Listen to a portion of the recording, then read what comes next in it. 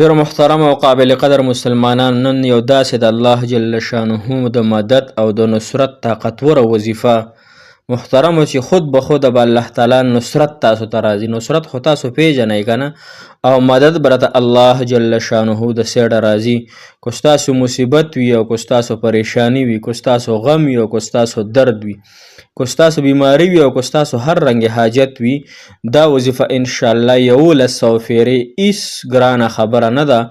محترمو، انصرنا فانک خیر الناصرین، دا یو بهترین عمل دی او د دې دومره غټې غټې فایدې دي محترمو چې انسان هر رنګه حاجت دپاره دا صرف او صرف دا وظیفه شروع کی او 1100 مرتبه 1100 فیرې دا وظیفه په دې طریقې سره وکړي. طریقه کمه یوه ده او محترمو څه ټیم به یې کوئ، دا وظیفه تاسو انشاءالله پرې نه ږدوئ او دا د خپلو حاجاتو او د خپلو پریشانو د خپلو غمونو دپاره خامخا تاسو راونیسئ.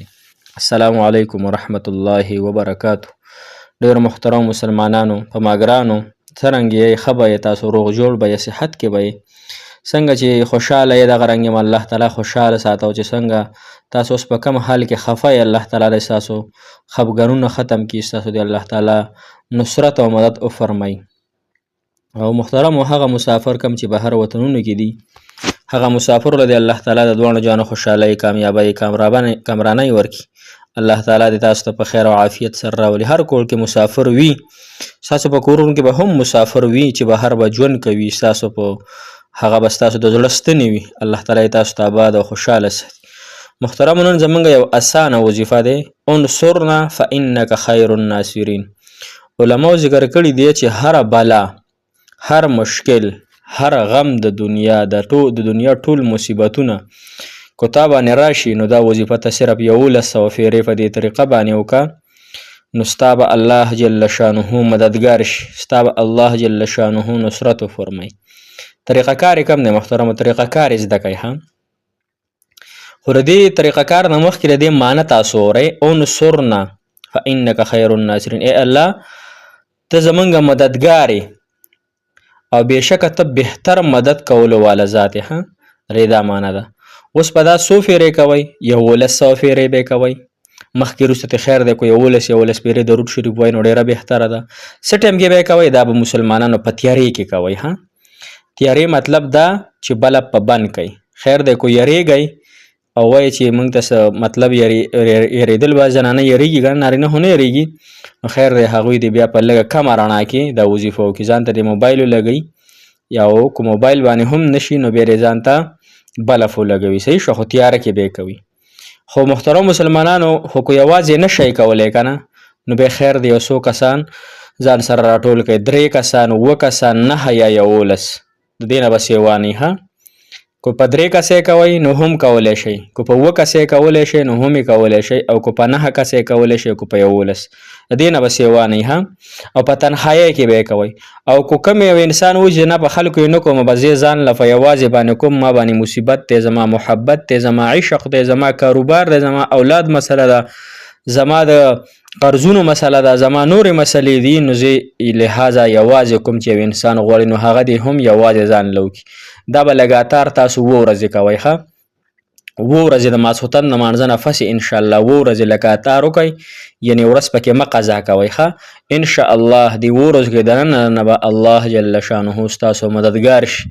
الله جل شانه به ستاسو سره غیباني امداد وکړي. که په تاسو قرضونه نو د الله جل شانه د سیډه به ستاسو قرضونه ادا شي. که په تاسو د نکاح یا د محبت مسله وي، الله تعالی به دغه جنۍ په نوم باندې کړي، دغه هلک به دې په نوم باندې شي.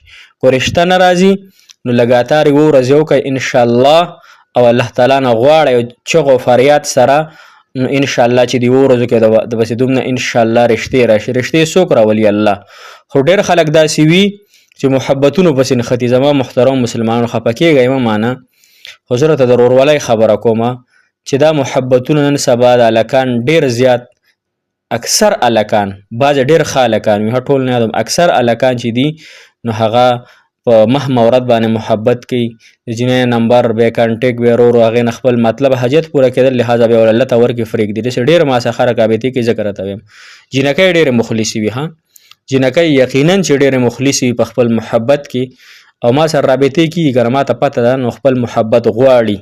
لهذا جینکو ته مې دا درخواست دی چې تاسو د نورو هلکانو د محبت او دغه دعوې پرېږدوئ او چې کوم ځای نه تاسو پسې ښه رشته راله هغه خیر دی که امیر صاحب وي، خیر دی که په مخې ګیره وي او خو چې دیندار وي، خیر دی که پوټکی تور وي. ښه صحیح شوه که نه؟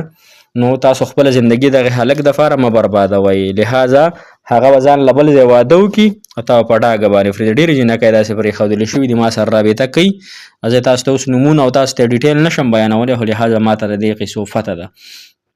نو انشاءالله تاسو او بله دا خبره ده ګوره کمې زنانه پسې چې رشتې راځي که نه ډېرې او هغه وایي دا م ټوکراوي، دا ښکلی نه دی، د پوز ارته ده، د سترګې کچې دي، د دې دا شل دی، دا چیت دی، دا امیر صاحب دی، دا غریب دی، نو په دې الله جل شانه خفه شي. چې په دې باندې الله تعالی کله خفه شي که نه دغه زنانه پسې بیا رشتې بندې شي. ها بندش دغې ته وایي چې دغه جینۍ پسې بیا رشتې بندې شي د الله تعالی د سیډه. ها دغه بیا کله وظیفې کوي، کله یو ته وایي، کله بل ته وایي، کله تعویض غواړي، کله سا غواړي. لهذا چې څنګه د پسې رشته راځي او ښه رشته وي، نیکه رشته وي، فورا یې کوي، خیر دی که غریب وي، ښه خیر دی که امیر صاحب وي، خیر دی که مخ باندې ګیره وي.